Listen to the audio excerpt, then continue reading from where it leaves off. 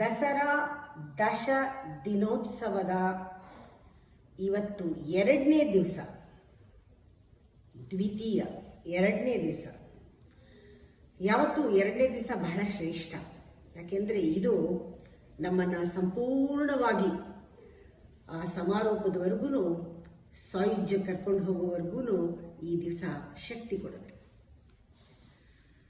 ನಾವು ನಿನ್ನೆ ಏನು ನೋಡಿದ್ವಿ? ದೇವಿಯ ಒಂದು ಸ್ವರೂಪವನ್ನು ನಮ್ಮದನ್ನಾಗಿ, ನಮ್ಮ ಸ್ವರೂಪ ಅಹಂ ದೇವಿ ಸೋಹಂ ಭಾವನೆಯಿಂದ ಧ್ಯಾನ ಮಾಡಿ 6 ಚಕ್ರಗಳನ್ನು ಮಾರ್ಗವಾಗಿಟ್ಕೊಂಡು ನಾವು ಒಳಗಡೆ ಪ್ರವೇಶ ಮಾಡಿ, ಆವರಣ ಪ್ರವೇಶ ಮಾಡಿ, ನಮ್ಮ ಮನಸ್ಸನ್ನು ಬೆಳಗಿಸಿ ನಮ್ಮ ದೇಹವನ್ನು ಒಂದು ದೀಪವಾಗಿ ಮಾಡಿದ್ವಿ. ತ್ರಿಕೋಣಾಂತರ ದೀಪಿಕಾ. ಆಮೇಲೆ ಶ್ರೀಚಕ್ರವನ್ನು ಒಂದು ಮನೆಯಾಗಿ ಮಾಡಿ ನಮ್ಮ ದೇಹವನ್ನು ಅವಳನ್ನು ನೋಡಿದ್ವಿ. ಶ್ರೀಚಕ್ರ ರಾಜನಿಲಯ ತ್ರಿಪುರ ಸುಂದರಿಯನ್ನು ನಾವು ಪ್ರಥಮ ದಿವಸ, ಮೊದಲನೇ ದಿವಸ ಧ್ಯಾನ ಮಾಡಿದ್ವಿ. ಇವತ್ತು ಮುಂದುವರ್ಸೋಣ. ನಮ್ಮ ಹಸ್ತಗಳು ಏನಿದೆ ಮತ್ತು ಪಾದ, ಇವೆರಡು ಬಹಳ ಸೂಕ್ಷ್ಮವಾದದ್ದು. ನಾವಿದನ್ನು ಬಹಳ ಜೋಪಾನವಾಗಿ ಕಾಪಾಡಬೇಕು, ಗೌರವದಿಂದ. ಇದು ಕೂಡ ಬಾಗಿಲು ತಟ್ಟಕ್ಕೆ ಮಾತ್ರ ಅಲ್ಲ ಕೈ, ಇವು ಕೂಡ ಎಲ್ಲ ನಾಡಿಗಳನ್ನು ಪ್ರಚೋದಿಸುವ ಎಲ್ಲ ಶಕ್ತಿ ಕೇಂದ್ರಗಳನ್ನು ನಾವು ಉದ್ದೀಪನ ಮಾಡಿ ಆ ಶಕ್ತಿಯನ್ನು ನಾವು ಟ್ಯಾಪ್ ಮಾಡೋದು ಅಂತಾರೆ. ಆ ಟ್ಯಾಪ್ ಮಾಡೋಕ್ಕೆ ನಮಗೆ ಇದು ರಿಮೋಟ್ ಕಂಟ್ರೋಲ್ ಥರ. ಅದರಿಂದ ಇವೇ ಕೈಗಳೇ ದ್ವಾರ ಅಂತ ಹೇಳ್ಬೋದು. ಆ ಕೈಗಳು ಬಹಳ ಶ್ರೇಷ್ಠ. ಅದರಲ್ಲೂ ಹಸ್ತ, ಎಷ್ಟೋ ಹೀಲಿಂಗ್ ಹಸ್ತದಲ್ಲಿ, ಪಾದದಲ್ಲಿ ಆಗತ್ತೆ. ಅಕ್ಯುಪ್ರೆಷರ್, ಅಕ್ಯುಪಂಕ್ಚರ್ ಎಲ್ಲ. ಮತ್ತು ನಾವು ಹೇಳ್ತೀವಿ ನಮ್ಮ ಪಾದದಲ್ಲಿ, ಹಸ್ತದಲ್ಲಿ ಇಡೀ ದೇಹವನ್ನು ನಾವು ಒಂದು ಸಮತ್ವಕ್ಕೆ ತೆಗೆದುಕೊಂಡು ಬರೋದು ಅಥವಾ ನಿಯಂತ್ರಿಸೋದಕ್ಕೆ ಸಾಧ್ಯ ನಮ್ಮ ಕೈಯಿಂದ, ಹಸ್ತದಿಂದ. ರಿಮೋಟ್, ಆಸಿಫ್ ರಿಮೋಟ್ ಕಂಟ್ರೋಲ್, ಎಲ್ಲ ಚಾನಲ್ಲು ಹೀಗೆ ಕಂಟ್ರೋಲ್ ಮಾಡ್ಬೋದು ಜಸ್ಟ್ ಬೈ ಟಚಿಂಗ್ ಇಟ್. ಆ ಥರ ಟಚ್ಚಿಂದ ಸಾಕು.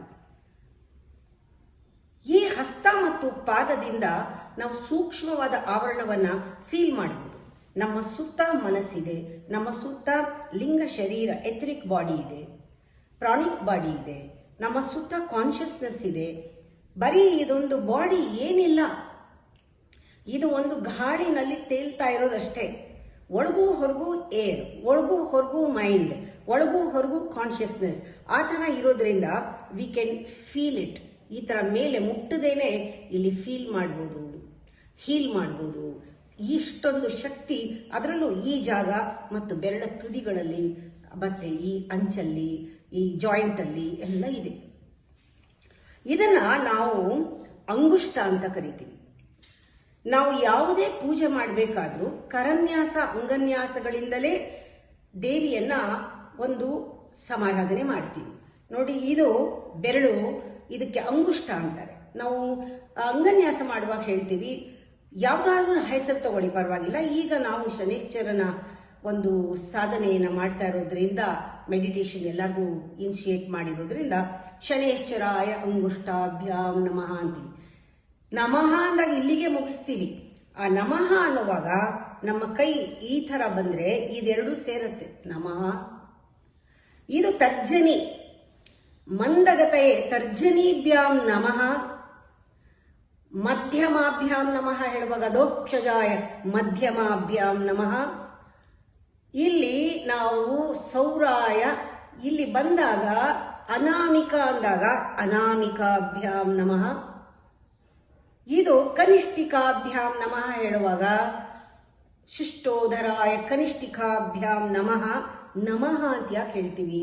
ಈ ಕೈಯಲ್ಲಿ ನಾವು ಸುಮ್ಮನೆ, ಇದು ಅಂಗಚೇಷ್ಟೆ ಅಲ್ಲ, ಈ ಥರ ಮುಟ್ಟಿದಾಗ ಫೀಲ್ ಮಾಡಬೇಕು. ಈ ಪೊಸಿಷನ್ನಲ್ಲೆಲ್ಲ ಫೀಲ್ ಮಾಡಿ ಈ ಕೈಯನ್ನು ಈ ಕೈಗೆ ಜೋಡಿಸಿ ಹೀಗಿಟ್ಕೊಂಡಾಗ ಇದು ಒಂದು ಬಹಳ ದೊಡ್ಡ ಪವರ್ಫುಲ್ ಮುದ್ರಾ. ನೋಡಕ್ simple, but it's a very very great Mudra. ಇದು ಬಹಳ ಶಕ್ತಿಯುತವಾದ ಮುದ್ರಾ. ಹೀಗಿಟ್ಕೊಂಡ್ರೆ ಹೃದಯದ ಮಧ್ಯ ನಮ್ಮ ದೇಹ ಬ್ಯಾಲೆನ್ಸ್ ಆಗ್ಬಿಡುತ್ತೆ, ನಮ್ಮ ಮನಸ್ಸು ಬ್ಯಾಲೆನ್ಸ್ ಆಗ್ಬಿಡುತ್ತೆ, ನಮ್ಮಲ್ಲಿ ಆ ಇಡ ಮತ್ತು ಪಿಂಗಳ ನಾಡಿಗಳು ಬ್ಯಾಲೆನ್ಸ್ ಆಗ್ಬಿಡುತ್ತೆ, ನಮ್ಮಲ್ಲಿ sympathetic parasympathetic nervous system balance ಆಗ್ಬಿಡುತ್ತೆ, ಎಡ ಬಲ ಮೆದುಳುಗಳು ಬ್ಯಾಲೆನ್ಸ್ ಆಗ್ಬಿಡುತ್ತೆ, ಎಮೋಷನ್ ಥಾಟ್ ಬ್ಯಾಲೆನ್ಸ್ ಆಗ್ಬಿಡುತ್ತೆ. ನಾವು ನಮ್ಮನ್ನ ನಿಜವಾಗ್ಲೂ ಎರಡು ಭಾಗ ಶಿವಶಕ್ತಿ ಸೇರಿದ ಹಾಗೆ ಫೀಲ್ ಮಾಡ್ಬೋದು. ಪರಿಪೂರ್ಣ ಅನ್ಸುತ್ತೆ, ಇಂಟಿಗ್ರೇಟ್ ಅನ್ಸುತ್ತೆ, ಒಂದು ಯೋಗಕ್ಕೆ ಕರ್ಕೊಂಡು ಹೋಗುತ್ತೆ ಬರೀ ಈ ತರ ಹಾಕಿದ್ರೆ. ನಾವು ಹೀಗೇನೆ ಪ್ರಾಣಾಯಾಮ ಮಾಡುವಾಗಲೂ ಕೂಡ ಅದಕ್ಕೂ ಕೂಡ ಕೆಲವು ಖೇಚರಿ ಮುದ್ರಾ ಅಂತ ಹೇಳ್ತಾರೆ. ಅದನ್ನು ಹಾಕಿದಾಗ ಆ ಪ್ರಾಣಾಯಾಮ ಮಾಡಿ ಖೇಚರಿ ಮುದ್ರದಲ್ಲಿ ನಾವು ನಮ್ಮ ದೇಹದಲ್ಲಿ ಸಂಪೂರ್ಣ ಒಂದು ಸಮತೋಲನ ತರಬಹುದು. ಹಾಗೆ ನಾವು ಪ್ರಾಣಾಯಾಮ ಮಾಡುವಾಗ ಚಿನ್ ಮುದ್ರಾ, ಚಿನ್ಮಯ ಮುದ್ರಾ, ಆದಿ ಮುದ್ರಾ, ಮೇರುದಂಡ ಮುದ್ರಾ, ಪೂರ್ಣ ಮುದ್ರಾ ಇವೆಲ್ಲ ಮಾಡಿದಾಗ ಕೈಯನ್ನು ಸರಿಯಾಗಿ ಬಳಸ್ಕೋಬೇಕು. ಅದನ್ನು ಫೀಲ್ ಮಾಡಬೇಕು. ಆ ಪರ್ಟಿಕ್ಯುಲರ್ ಜಾಗದಲ್ಲಿ ಆ ಥ್ರಾಬಿಂಗ್ ಸೆನ್ಸೇಷನ್ ಫೀಲ್ ಮಾಡಬೇಕು. ಮುದ್ರಾ ಕರೆಕ್ಟಾಗಿ ಇಟ್ಕೊಳ್ಬೇಕು. ಆ ಸ್ಥಾನದಲ್ಲಿ ಇಟ್ಕೊಂಡು ಕರೆಕ್ಟಾಗಿ ಪ್ರಾಣಾಯಾಮ ಅದು ಕರೆಕ್ಟಾಗಿ ಆ ಒಂದು ರೇಚಕ, ಪೂರಕ, ಶೂನ್ಯಕ, ಕುಂಭಕಗಳನ್ನು ಕರೆಕ್ಟಾಗಿ ನಾವು ರಿದಮಿಕ್ ಆಗಿ ಮಾಡಿದ್ರೆ ನಾವು ನಮ್ಮ ಒಳಗಡೆ ಬರೀ ಈ ಫಿಸಿಕಲ್ ಬಾಡಿನಲ್ಲಿ ಲಂಗ್ಸ್ನ ಚೆನ್ನಾಗಿ ಆಕ್ಟಿವೇಟ್ ಮಾಡಿ, ರೆಸ್ಪಿರೇಟರಿ ಸಿಸ್ಟಮ್ನ ಆಕ್ಟಿವೇಟ್ ಮಾಡಿ, ಆ ಪ್ರಾಣಚಲನೆ ಎಲ್ಲ ನಾಡಿಗಳಲ್ಲೂ ಎಲ್ಲ ಭಾಗಕ್ಕೂ ಆಗೋ ಹಾಗೆ ಮಾಡಬಹುದು. ಅದರಿಂದ ಈ ಬೆರಳುಗಳು ಬಹಳ ಮುಖ್ಯ. ಇದರಿಂದ ಎಲ್ಲ ಮುದ್ರಾಗಳನ್ನು ಮಾಡಬಹುದು. ಇವಾಗ ನಾವು ದೇವಿಯ ಆರಾಧನೆ ಮಾಡ್ತಾ ಇರೋದ್ರಿಂದ ಮೂಲಾಧಾರ ಮೂಲಾಧಾರ, ಸ್ವಾದಿಷ್ಠಾನ, ಮಣಿಪುರ ಈ ಮೂರರಲ್ಲಿ ಆ ಮಣಿಪುರ ಚಕ್ರದಲ್ಲಿ ಶ್ರೀಚಕ್ರ ಪೂಜೆ ಮಾಡಬೇಕಾದ್ರೆ ನಾವು 10 ಮುದ್ರೆಗಳನ್ನು ನಾವು ಮನಸ್ಸಿಗೆ ತಂದ್ಕೊಳ್ತೀವಿ. ಅದರಲ್ಲಿ 8 ಮುದ್ರೆ ಜೊತೆಗೆ ಆ ಒಂದು ಅಷ್ಟಸಿದ್ಧಿಗಳು ಮತ್ತು ಸಪ್ತ ಮಾತೃಕೆಯರ ಶಕ್ತಿ ಸೇರಿ ಅದರಲ್ಲಿ 10 ಮುದ್ರೆಗಳನ್ನು ಇಲ್ಲೇ ನೋಡ್ತೀವಿ. ಕ್ಷೋಭಣ ಮುದ್ರಾ, ದ್ರಾವಣ ಮುದ್ರಾ, ಆಕರ್ಷಣ ಮುದ್ರಾ, ವಶ್ಯ ಮುದ್ರಾ, ಉನ್ಮಾದ ಮುದ್ರಾ, ಮಾಂಕುಶ ಮುದ್ರಾ, ಖೇಚರಿ ಮುದ್ರಾ, ಬೀಜ ಮುದ್ರಾ ಅಂತ ನಾವು ಧ್ಯಾನ ಮಾಡ್ತೀವಿ. ಹಾಗೆ ನಾವು ಯಾವಾಗ ದೇಹದಲ್ಲಿ ಆ ಮಣಿಪುರ ಚಕ್ರದಲ್ಲಿ ಅಂದರೆ ನಾವು ಪ್ರಥಮಾವರಣದಲ್ಲಿ ಶ್ರೀಚಕ್ರದ ಪ್ರಥಮಾವರಣದಲ್ಲಿ ಮುದ್ರಾದೇವಿಯರನ್ನು ಧ್ಯಾನ ಮಾಡ್ತೀವಿ. ಅದು ಕೂಡ ನಮ್ಮ ಒಳಗಡೆಗೆ ಹೋಗೋಕ್ಕೆ ಪ್ರವೇಶ ಮಾಡೋಕ್ಕೆ ಅನುಕೂಲ ಆಗುತ್ತೆ. ಮನಸ್ಸು ಅಂತ ಹೇಳಿದ್ರೆ ಈ 4 ಅಂದರೆ ಇಲ್ಲಿ 4ನೇ ಆವರಣ, 5ನೇ ಆವರಣ, 6ನೇ ಆವರಣ. ಯಾರು ಈ ಮುದ್ರಾ ಸಿದ್ಧಿ ಮತ್ತು ಸಪ್ತ ಮಾತೃಕ ಶಕ್ತಿಗಳನ್ನ ಯಾರು ಅನುಗ್ರಹ ಪಡಿತಾರೋ, ಆ ಶಕ್ತಿಗಳನ್ನು ಹೊಂದುತ್ತಾರೋ ಅವರಿಗೆ ಎಲ್ಲ ಸಿದ್ಧಿ ಲಭಿಸುತ್ತೆ ಅಂತ. ಆವಾಗ ನಾವು 5ನೇ ಆವರಣದಲ್ಲಿ ಅಂದರೆ ಮನಸ್ಸಿಗೆ ಸಂಬಂಧಪಟ್ಟ 5ನೇ ಆವರಣದಲ್ಲಿ ಸರ್ವ ಸಿದ್ಧಿಪ್ರದಾ ದೇವಿ, ಸರ್ವ ಸಂಪತ್ಪ್ರದಾ ದೇವಿ, ಸರ್ವ ಮಂಗಳಕಾರಿಣಿ ದೇವಿ, ಸರ್ವ ಕಾಮಪ್ರದಾ ದೇವಿ, ಸರ್ವ ದುಃಖ ವಿಮೋಚಿನಿ ದೇವಿ, ಸರ್ವ ಪಾಪಹರಾ ದೇವಿ, ಸರ್ವ ವಿಘ್ನ ನಿವಾರಣಿ ದೇವಿ, ಸರ್ವ ಮೃತ್ಯುಪಶಮನಿ ದೇವಿ, ಸರ್ವಾಂಗ ಸೌಂದರಿ, ಸರ್ವ ಸೌಭಾಗ್ಯದಾಯಿನಿ ಅಂತ ನಾವು ಆ ಪಂಚಮಾವರಣದಲ್ಲಿ ಧ್ಯಾನ ಮಾಡ್ತೀವಿ. ಆ ಪಂಚಮಾವರಣದಲ್ಲಿ ನಾವು ಆ ದೇವಿಯನ್ನ ಒಲಿಸ್ಕೊಂಡ್ರೆ ಆ ದೇವಿಗೆ ಪಂಚಮಾವರಣದಲ್ಲಿ ನಾವು ಆ ಸಿದ್ಧಿ ದೇವಿಯನ್ನು ಒಲಿಸ್ಕೊಂಡ್ರೆ ಇಡೀ ಸಿದ್ಧಿ ಅಂದ್ರೆ ಆ ಕೊನೆಯ ಚಕ್ರ ಇದೆಲ್ಲ 9ಕ್ಕೆ ದಾಟಕ್ಕೆ ಮುಂಚೆ ಬರುವಂತದ್ದು ಸಿದ್ಧಿ, ಅದು ಸರ್ವ ಸಿದ್ಧಿಪ್ರದ ಚಕ್ರ, ಆನಂದಮಯ ಚಕ್ರಕ್ಕೆ ಮುಂಚೆ ಆ ಸರ್ವ ಸಿದ್ಧಿಗಳು ನಮ್ಮ ಪಾಲಿಗಾಗತ್ತೆ. ಆ 8ನೇ ಆವರಣದಲ್ಲಿ ನಾವು ಆ ತ್ರಿಖಂಡೇಶಿಯನ್ನ ಅಂದರೆ ತ್ರಿಪುರ ಮಾಲಿನಿಯನ್ನ ಅಂದರೆ ದೇವಿ ತ್ರಿಪುರಾಂಬವನ್ನ ಅಂದರೆ ಲಕ್ಷ್ಮಿ, ಸರಸ್ವತಿ, ಪಾರ್ವತಿ ಅಂತ ಆ 15 ಅಕ್ಷರಗಳಲ್ಲಿ ಕ, ಎ, ಈ, ಲ, ಹ, ಸ, ಕ, ಹ, ಲ, ಸ, ಕ, ಲ 3 ಹ್ರೀಂಕಾರದಿಂದ ತ್ರಿಶತಿಯ ಮಂತ್ರವನ್ನ ಹೇಳಿ ಆ ದೇವಿಯನ್ನ 3 ರೂಪದಲ್ಲಿ ಕಾಳಿ, ಸರಸ್ವತಿ ಮತ್ತು ಲಕ್ಷ್ಮಿ ರೂಪದಲ್ಲಿ ನೋಡ್ತೀವಿ. ಅದೇ ಸರ್ವಸಿದ್ಧಿಪ್ರದ ಚಕ್ರ. ಎಲ್ಲ ಸರ್ವಸಿದ್ಧಿಪ್ರದ ಚಕ್ರಕ್ಕೆ ಸರ್ವರೋಗಹರ ಚಕ್ರ, ಸರ್ವಸಿದ್ಧಿಪ್ರದ ಚಕ್ರ, ಸರ್ವ ಆನಂದಮಯ ಚಕ್ರ 7, 8, 9ನ ಆ ಪೂರ್ತಿಯಾಗಿ ನಾವು ದೇವಿಯ ಸಾನ್ನಿಧ್ಯಕ್ಕೆ ಹೋಗೋದಕ್ಕೆ 5ನೇ ಆವರಣದಲ್ಲಿರುವ ಸಿದ್ಧಿಗಳು ಮತ್ತೆ ಕೆಳಗಡೆ ಆವರಣದಲ್ಲೂ ಮುದ್ರಾದೇವಿಯರು ಬಹಳ ಶಕ್ತಿ ಇರುತ್ತೆ. ಅದರಿಂದ ನಾವು ಈ ಭಾಗದಲ್ಲಿ ಶಕ್ತಿ ಕೂಟ ಇದೆ ಅಂದ್ರೆ ಇದು ಅಗ್ನಿಖಂಡ. ಈ ಖಂಡದಲ್ಲಿ ದೇವಿಯನ್ನ ನಾವು ಧ್ಯಾನ ಮಾಡಬೇಕಾದ್ರೆ ಯೋನಿ ಮುದ್ರವನ್ನ ಹಾಕ್ತೀವಿ. ಹಾಗೆ ಈ ಖಂಡದಲ್ಲಿ ಧ್ಯಾನ ಮಾಡಬೇಕಾದ್ರೆ ಜ್ಞಾನ ಮುದ್ರವನ್ನ ಹಾಕ್ತೀವಿ. ಜ್ಞಾನ ಮುದ್ರದಲ್ಲಿ ಷಣ್ಮುಖಿ ಮುದ್ರಾ ಜ್ಞಾನ ಮುದ್ರಕ್ಕೆ ಸೇರುತ್ತೆ, ಆಮೇಲೆ ಶಾಂಭವಿ ಮುದ್ರಾ ಜ್ಞಾನ ಮುದ್ರಕ್ಕೆ ಸೇರುತ್ತೆ. ಯಾವುದು ಹಾಕಕ್ ಬರ್ದೇರಿ ಚಿನ್ಮುದ್ರವೂ ಕೂಡ ಜ್ಞಾನ ಮುದ್ರಕ್ಕೆ ಸೇರುತ್ತೆ. ಇದು ಮನಸ್ಸಿಗೆ ಸಂಬಂಧಪಟ್ಟಿದ್ದು. ಆಮೇಲೆ ಮೇಲಿನ ಸ್ತರದಲ್ಲಿ ತ್ರಿಖಂಡ ಮುದ್ರಾ ಅಂತ ಹೇಳ್ತೀವಿ. ಆವಾಗ ಮೂಲಾಧಾರ ಬಂಧ ಮಾಡಿ ನಾವು ಜ್ವಾಲಂಧರ ಬಂಧ ಆಗೋ ಹಾಗೆ ಜ್ವಾಲಂಧರ ಬಂಧ ಮಾಡಿ ಉಡ್ಯಾಣ ಬಂಧ ಆಗೋ ಹಾಗೆ ನಾವು ಮಹತ್ ಪ್ರಾಣಾಯಾಮ ಮಾಡಿದಾಗ ಅಲ್ಲಿ ತ್ರಿಖಂಡ ಮುದ್ರಾ ಅಂತ ಹೇಳ್ತಾರೆ. ಈ ತರ ಬೆರಳುಗಳನ್ನು ಸರಿಯಾದ ರೀತಿಯಲ್ಲಿ ಅರ್ಥ ಮಾಡಿಕೊಂಡು ಅದನ್ನು ಬಳಸಿ ಆ ಮುದ್ರಾ ಆದ್ಮೇಲೆ ಚೆನ್ನಾಗಿ ಕೈಯನ್ನು ಉಜ್ಜಿ ಇಡೀ ದೇಹವನ್ನು ಮುಟ್ಕೊಂಡ್ರೆ ನಿಮಗೆ ಅರ್ಥ ಆಗತ್ತೆ ಈ ಕೈಯಲ್ಲಿ ಎಷ್ಟೊಂದು ಶಕ್ತಿ ಇದೆ, ಎಷ್ಟೊಂದು ಟ್ಯಾಪ್ ಆಗ್ತಿದೆ ಶಕ್ತಿ. ನಾವು ಮಾಡ್ತಾ ಇದ್ದೀವಿ ಹಾಳು ಮೂಳು ಕೆಲಸಗಳನ್ನ ಮಾಡಿ ಇದನ್ನ ಮುಟ್ಟಿ ಹಾಳು ಮಾಡ್ತಾ ಇದ್ದೀವಿ. ಇದನ್ನ ನಾವು ಚೆನ್ನಾಗಿ ಬಳಸ್ಕೋಬಹುದು. ಅದರಿಂದ ದೇವಿಯನ್ನ ನಾವು ಏನ್ ಹೇಳ್ತೀವಿ, ದಶಮುದ್ರಾ ಸಮಾರಾಧನೆಯಲ್ಲಿ ನಿನ್ನನ್ನು ನಾನು ಧ್ಯಾನ ಮಾಡ್ತೀವಿ ಅಂತ. ಆ ದಶಮುದ್ರಾ ಸಮಾರಾಧನೆಯನ್ನ ಮಾಡಿದಾಗ ಆ ದೇವಿಯನ್ನ ನಾವು ದಶಮುದ್ರಾ ಸಮಾರಾಧ್ಯ ತ್ರಿಪುರಾಶ್ರೀ ಅಂತ ಹೇಳ್ತೀವಿ. ಆ ತ್ರಿಪುರಾಶ್ರೀ ಯಾರು? ಆ ತ್ರಿಪುರಾಶ್ರೀ ಅಂದ್ರೇನೆ 5ನೇ ಆವರಣದಲ್ಲಿರೋ ದೇವಿ. ನಾನು ಇದುವರೆಗೂ ಎಕ್ಸ್ಪ್ಲೈನ್ ಮಾಡಿದ್ನಲ್ಲ, ಸಿದ್ಧಿದೇವಿ ಅವಳು ತ್ರಿಪುರಾಶ್ರೀ. ತ್ರಿಪುರಾಶ್ರೀ ವಶಂಕರಿ. ಅವಳನ್ನ ವಶ ಮಾಡ್ಕೊಳ್ತೀವಿ ಅಂದ್ರೆ ಸರ್ವಸಿದ್ಧಿಪ್ರದವೂ ನಮಗೆ ವಶವಾಗತ್ತೆ, ಸರ್ವಸಿದ್ಧಿಯೂ ವಶವಾಗತ್ತೆ. 7ನೇ ಆವರಣದ ಸರ್ವ ರೋಗಹರ ಚಕ್ರ, ಎಲ್ಲ ರೋಗವೂ ಪರಿಹಾರವಾಗಿ ನಮಗೆ ಸರ್ವ ಸಿದ್ಧಿಯು ಲಭಿಸಿ ಆನಂದಮಯ ಕೋಶಕ್ಕೆ 9ನೇ ಕೋಶಕ್ಕೆ ಹೋಗ್ತೀವಿ. ಅದಕ್ಕೆ ನಾವು ಇಲ್ಲಿ ಏನ್ ಹೇಳ್ತೀವಿ, ತ್ರಿಪುರಾಶ್ರೀ ವಶಂಕರಿ. ಧ್ಯಾನ ಮುದ್ರಾ, ಧ್ಯಾನ ಅಂದ್ರೆ 10 ಮುದ್ರೆಗಳ ದಶಮುದ್ರಾ ಸಮಾರಾಧ್ಯ ತ್ರಿಪುರಾ ಶ್ರೀ ವಶಂಕರಿ ಅಂತ ಹೇಳ್ತೀವಿ. ಜ್ಞಾನ ಮುದ್ರಾ ಅಂತ ಹೇಳ್ತೀವಿ, ಜ್ಞಾನ ಕೊಡುವಂಥದ್ದು ಮುದ್ರಾ. ಇದರಿಂದ ಜ್ಞಾನ ಮುದ್ರಾ ಜ್ಞಾನ ಗಮ್ಯ, ಜ್ಞಾನದಲ್ಲೇ ಅವಳು ಸಿಕ್ಕೋದು. ಜ್ಞಾನ ಮುದ್ರಾ ಹಾಕಿದಾಗ ನಮ್ಮ ಕಾನ್ಷಿಯಸ್ನೆಸ್ ನಲ್ಲಿ ಅಷ್ಟೊಂದು ಕ್ಲಾರಿಟಿ ಇರುತ್ತೆ, ಅಷ್ಟೊಂದು ಬೆಳಕಿರುತ್ತೆ, ಜ್ಞಾನ ಇರುತ್ತೆ, ವಿವೇಕ ಪ್ರಜ್ಞೆ ಎಲ್ಲವೂ ಜಾಗೃತವಾಗಿಬಿಡತ್ತೆ. ಅದರಿಂದ ಅವಳನ್ನ ಬೇಗ ಅರ್ಥ ಮಾಡ್ಕೊಳ್ಬಹುದು. ಪುಸ್ತಕದಲ್ಲಿ ಅರ್ಥ ಮಾಡ್ಕೊಳ್ಳೋಕ್ಕಿಂತ ಆ ಮುದ್ರಾಗಳನ್ನೆಲ್ಲ ಹಾಕಿ ನಾವು ನಿನ್ನೆ ಹೇಳಿದ ಹಾಗೆ 6 ಚಕ್ರಗಳನ್ನ ಬಳಸಿ ಧ್ಯಾನ ಮಾಡಿದಾಗ ನಾವು ಅಜ್ಞಾನ ಗಮ್ಯ. ಆಗ ಜ್ಞಾನ ಜ್ಞೇಯ ಸ್ವರೂಪಿಣಿ. ನಾವು ಧ್ಯಾನ ಧ್ಯಾತೃ ಧ್ಯೇಯ ಅಂತೀವಲ್ಲ, ಹಾಗೆ ಮೆಡಿಟೇಷನ್ ನಾವೇ, ಮೆಡಿಟೇಷನ್ ಮಾಡ್ತಾ ಇರೋರು ನಾವೇ, ಆ ಮೆಡಿಟೇಷನ್ ಆ ಸ್ಥಿತಿ ಎಲ್ಲವೂ ನಾವೇ. ಅದಕ್ಕೆ ಹೇಳೋದು ಭಗವಂತ ಭಕ್ತಿ ಭಕ್ತ ಒಂದೇ ಅಂತ. ಈ 3 ಕೂಡ ಸೇರ್ಬಿಡೋದು ಅಂತ. ಇದಕ್ಕೆ ಸಮ್ಯಕ್ ಜ್ಞಾನ, ಸಮ್ಯಕ್ ದೃಷ್ಟಿ ಅಂತ ಹೇಳ್ತಾರೆ. ಇದಕ್ಕೆ ದಿಗ್ದರ್ಶನ ಅಂತ ಹೇಳ್ತಾರೆ. ಹೀಗೆ ಜ್ಞಾನ ಜ್ಞೇಯ ಮತ್ತು ಜ್ಞಾನಿ ಎಲ್ಲ ಒಂದೇ ಆಗ್ಬಿಡೋದು. ಅದಕ್ಕೆ ಇದನ್ನು ಹೇಳುವಾಗ ಫೀಲ್ ಮಾಡಬೇಕು. ದಶಮುದ್ರಾ ಸಮಾರಾಧ್ಯ ತ್ರಿಪುರಾಶ್ರೀ ವಶಂಕರಿ ಧ್ಯಾನ ಮುದ್ರಾ ಧ್ಯಾನ ಗಮ್ಯ ಗಮ್ಯ ಜ್ಞೇಯ ಸ್ವರೂಪಿಣಿ. ಯೋನಿ ಮುದ್ರಾ ನಿನ್ನೆ ತೋರಿಸಿದೀನಿ. ಯೋನಿ ಮುದ್ರಾ ತ್ರಿಖಂಡೇಶಿ, ಮುಕೂರು ಖಂಡ, ಅಗ್ನಿಖಂಡ, ಚಂದ್ರಖಂಡ, ಸೂರ್ಯಖಂಡ, ತ್ರಿಖಂಡೇಶಿ. ತ್ರಿಗುಣ ಅಂಬ ಅನ್ಬೇಕು. ತ್ರಿಗುಣ, 3 ಗುಣಗಳನ್ನ ಮೀರಿದ ಆದಿಶಕ್ತಿ ನೀನು, 3 ಗುಣಗಳಿಗೆ ತಾಯಿ ನೀನು, ಆ 3 ಗುಣಗಳ ಜನನಿ ನೀನು. ತ್ರಿಗುಣಾಂಬ, ತ್ರಿಕೋಣದಲ್ಲಿ ಇರುವಳು ನೀನು. ಆ ತ್ರಿಕೋಣ ಎಲ್ಲ ತಿಳ್ಕೊಳ್ಳಿ. ಎನರ್ಜಿ ಬೇರೆ ಬೇರೆ ಶೇಪ್ ನಲ್ಲಿ ಪ್ಯಾಟರ್ನ್ ತಗೊಳ್ತಾ ಇದ್ರು ಕೂಡ ಪ್ರಾರಂಭದಲ್ಲಿ ಪ್ರತಿಯೊಂದು ಚಕ್ರವು, ಪ್ರತಿಯೊಂದು ಎನರ್ಜಿ ಸೆಂಟರ್ ತ್ರಿಕೋಣದಲ್ಲೇ ಇರೋದು. ಅದನ್ನ ಚಕ್ರ ಅಂತೀವಲ್ಲ, ಸುತ್ತುವಾಗ ಅದೇನಾಗುತ್ತೆ, ರೌಂಡ್ ಆಗಿ ಕಾಣುತ್ತಷ್ಟೇ. It appears.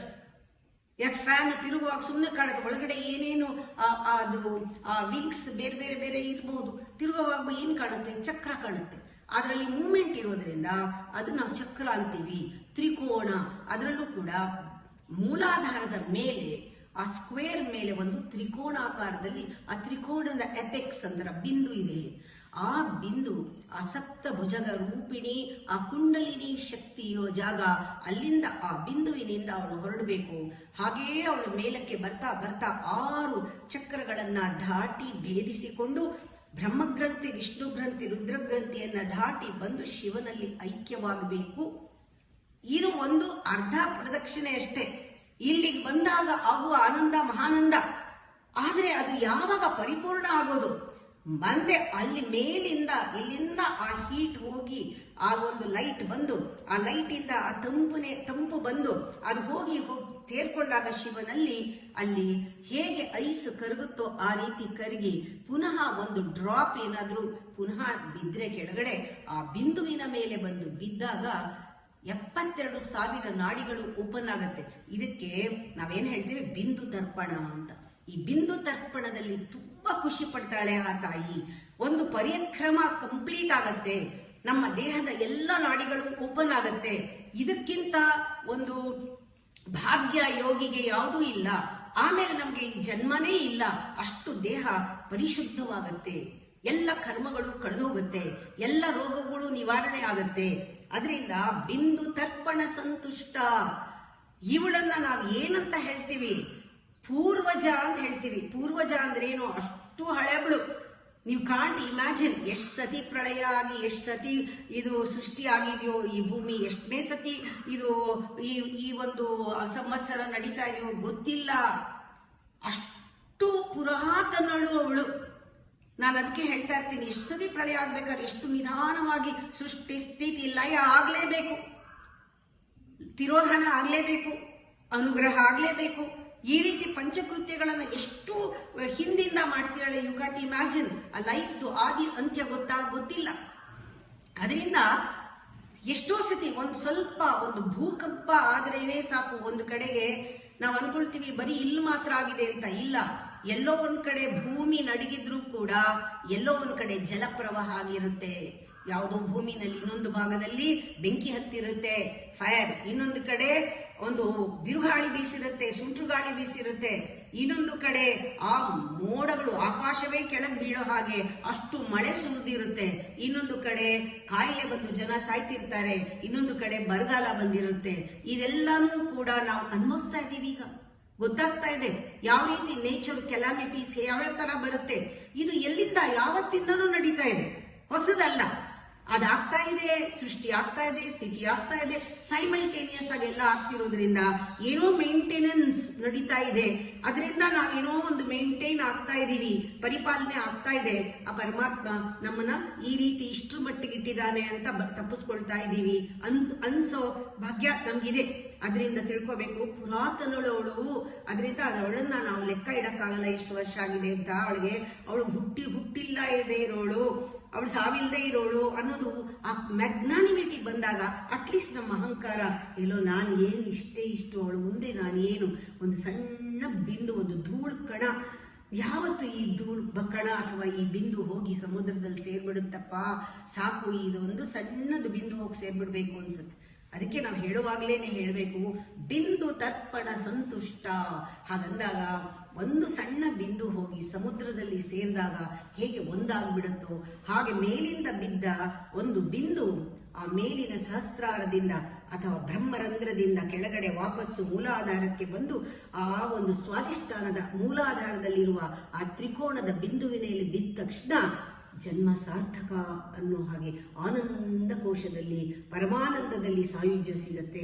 ನಾವು ಈ ನಾಮವನ್ನ ಹೇಳಬೇಕಾದ್ರೆ ಇಲ್ಲಿಂದ ಸ್ಟಾರ್ಟ್ ಮಾಡಬೇಕು. ಬಿಂದು ತರ್ಪಣ ಸಂತುಷ್ಟ ಪೂರ್ವಜ ತ್ರಿಪುರಾಂಬಿಕಾ ದಶಮುದ್ರ ಸಮಾರಾಧ್ಯ. ಇವಾಗ ಬರುತ್ತೆ ದಶಮುದ್ರ. ಹೇಗೆ ಆ ಬಿಂದು ತರ್ಪಣ ಆಗ್ಬೇಕಾದ್ರೆ ಮುದ್ರೆ ಬೇಕು. ದಶಮುದ್ರ ಸಮಾರಾಧ್ಯ ತ್ರಿಪುರಾ ಶ್ರೀವ ಶಂಕರಿ ಜ್ಞಾನ ಮುದ್ರಾ ಜ್ಞಾನಗಮ್ಯ ಜ್ಞಾನಜ್ಞೇಯ ಸ್ವರೂಪಿಣಿ. ನಮ್ಮನ್ನೇ ಅವಳು ಜ್ಞಾನ ಮಾಡ್ಬಿಡ್ತಾಳೆ, ನಾವು ಜ್ಞಾನ ಆಗ್ಬಿಡ್ತೀವಿ. ಯೋನಿ ಮುದ್ರಾ ತ್ರಿಖಂಡೇಶಿ ತ್ರಿಕೋಣ ತ್ರಿಗುಣಾಂಬ ತ್ರಿಕೋಣಗ ಅನಗಾದ್ಭುತ ಚಾರಿತ್ರ. ಇದಕ್ಕೇನು ಹೇಳ್ತೀರಾ? ಅವಳ ಚರಿತ್ರೆ ಏನು? ಅವಳ ಚರಿತ್ರೆ ಚಾರಿತ್ರ ಅಂದ್ರೆ ಅದು ಕಲ್ಪನೆಗೂ ಊಹೆಗೂ ಸಿಗಲ್ಲ. ಅನಗಾದ್ಭುತ ಚಾರಿತ್ರ. ಹೀಗಿದ್ದಾಗ ಅವಳು ಏನು ಕೊಡ್ತಾಳೆ? ಸರ್ವ ಸಿದ್ಧಿಗಳನ್ನ ಕೊಡ್ತಾಳೆ, ಸರ್ವಾನಂದ ಕೊಡ್ತಾಳೆ, ಸರ್ವರೋಗ ಪರಿಹಾರ ಮಾಡ್ತಾಳೆ, ಸರ್ವ ಇಷ್ಟಾರ್ಥಗಳನ್ನ ಕೊಡ್ತಾಳೆ, ವಾಂಛಿತಾರ್ಥ ಪ್ರದಾಯಿನಿ. ಏನ್ ಕೇಳಿದ್ರೆ ಅದು ಕೊಡ್ತಾಳೆ. ಅದಕ್ಕೇನ್ ಬೇಕು? ಅಭ್ಯಾಸ ಅತಿಶಯವಾಗಿ ಮಾಡಬೇಕು. ಅದು ಮೊದಲನೇ ದಿನದ ಪಾಠಕ್ಕೆ ಹೋಗುತ್ತೆ. ಅಭ್ಯಾಸ ಅತಿಶಯ ಜ್ಞಾತ ಷಡದ್ವಾತೀತ ರೂಪಿಣಿ ಅವ್ಯಾಜ ಕರುಣಾಮೂರ್ತಿ ಅಜ್ಞಾನಾನ್ವಾಂತ ದೀಪಿಕಾ ಆಬಾಲಗೋಪ ವಿದಿತ ಸರ್ವಾನುಲ್ಲಂಘ್ಯ ಶಾಸನ ಶ್ರೀಚಕ್ರ ರಾಜನೆಲೆಯ ಶ್ರೀಮತ್ ತ್ರಿಪುರ ಸುಂದರಿ. ಈ ಥರ ನಾವು ಹೇಳುವಾಗ ನಾವು ಇಷ್ಟು ನಾಮ ತಗೊಂಡು ಅದನ್ನು ಅರ್ಥ ಮಾಡಿಕೊಂಡು ಕರೆಕ್ಟಾಗಿ ಯಾವುದಾದ್ರೂ ಕೆಲವು ಮುದ್ರಗಳನ್ನೆಲ್ಲ ಮಾಡಿ ಅದನ್ನು ಎಂಜಾಯ್ ಮಾಡಬೇಕು. ಮುದ್ರಾ ಮಾಡುವಾಗ ಮತ್ತೆ ಅಂಗನ್ಯಾಸ ಮಾಡುವಾಗಲೂ ಕೂಡ ಹೃದಯಾಯ ನಮಃ, ಶಿರಸೇ ಸ್ವಾಹ, ಮತ್ತೆ ಶಿಖಾಯೇ ಔಷಧ ಫೀಲ್ ಮಾಡಬೇಕು. ಏರಿಯಾಗಳೆಲ್ಲ ನಮ್ಮ ಒಳಗಡೆ ಹೀಗೆ ಸ್ಪೇಸ್ ಇದೆ, ನಮ್ಮ ಒಳಗಡೆ ಕೂಡ ಸ್ಪೇಸ್ ಇದೆ. ಒಂದೊಂದು ಚರ್ಮದ ಕಣಕಣದ ಮಧ್ಯೆಯೂ ಸ್ಪೇಸ್ ಇದೆ. ಆ ಸ್ಪೇಸಲ್ಲೆಲ್ಲನೂ ಕೂಡ ನಮ್ಮ ಕಾನ್ಷಿಯಸ್ನೆಸ್, ನಮ್ಮ ಅವೇರ್ನೆಸ್ ಹೋಗ್ತಾ ಇದ್ರೆ that we are actually touching our body from inside. We are healing our body from inside. ಒಳಗಡೆಯಿಂದ ನಮಗೆ ಆ ಶಕ್ತಿ ಕೊಡ್ತಾ ಇದ್ದೀವಿ. ನಮ್ಮ ಬಾಡಿ ಹೀಲ್ ಆಗ್ತಾ ಇದೆ, ನಮ್ಮ ಬಾಡಿ ಯೋಗದಲ್ಲಿದೆ, ನಮ್ಮ ಬಾಡಿ ಈಗ ಬಿಡುಗಡೆ ಆಗ್ತಾ ಇದೆ, ರೋಗಗಳಿಂದ ಬಿಡುಗಡೆ ಆಗ್ತಿದೆ, ಸಿದ್ಧಿಯನ್ನ ಪಡಿತಾ ಇದೆ, ನಮ್ಮ ಬಾಡಿ ಆನಂದ ಕೋಶದಲ್ಲಿ ಮುಳುಗಿದೆ ಅನ್ನೋ ಹಾಗೆ ನಾವು ಜೀವನ ಮಾಡ್ಬೋದು. ಇವತ್ತಿನ ದಿನ ಕೆಲವು ಮುದ್ರಗಳನ್ನ ನೀವು ಕಲ್ತ್ಕೊಂಡು ಮುದ್ರಗಳನ್ನ ಅಭ್ಯಾಸ ಮಾಡಿ ಕೈಯಲ್ಲಿ ಆ ಶಕ್ತಿಯನ್ನ ತಗೊಂಡು ದೇಹ ಒಳಗೂ ಹೊರಗೂ ಇದನ್ನ ಮುಟ್ಟಬೇಕು. ಅದು ನ್ಯಾಸ ಆಗತ್ತೆ. ಶಿಖಾಯ ಔಷಧ ಕವಚಾಯ ಹುಂ ಅಸ್ತ್ರಾಯ ಫಟ್. ಹೀಗೆ ಹೇಳುವಾಗ ನಮಃ ಅಂತ ಹೇಳಿದಾಗ ನೀವು ಕರತಲಕ್ಕೆ ಬಂದ್ಬಿಟ್ಟಿರ್ತೀರ. ಕರತಲ ಕರಪೃಷ್ಠಾಭ್ಯಾಮ್. ಈ ಥರ ಕೈಯನ್ನು ಚೆನ್ನಾಗಿ ಬಳಸ್ಕೊಳ್ಳಿ, ಕಾಲನ್ನು ಕ್ಲೀನಾಗಿ ಇಟ್ಕೊಳ್ಳಿ, ಕೈ ಕಾಲನ್ನ ಇಟ್ಕೊಳ್ಳಿ, ದೇಹನ ರೆಸ್ಪೆಕ್ಟ್ ಮಾಡಿ, ಗೌರವಿಸಿ. ಆ ಪರಮಾತ್ಮ ಕೊಟ್ಟಿರೋ ಗಿಫ್ಟ್ ಇದು ಅಂತ ಖಂಡಿತವಾಗ್ಲೂ ಆ ತಾಯಿ ನಿಮಗೆ ಒಂದೇ ಒಲಿತಾಳೆ. ನಾಳೆ ಮುಂದುವರಿಸ್ತೀನಿ. ಇದು 10 ದಿನ ನಡೆಯುತ್ತೆ.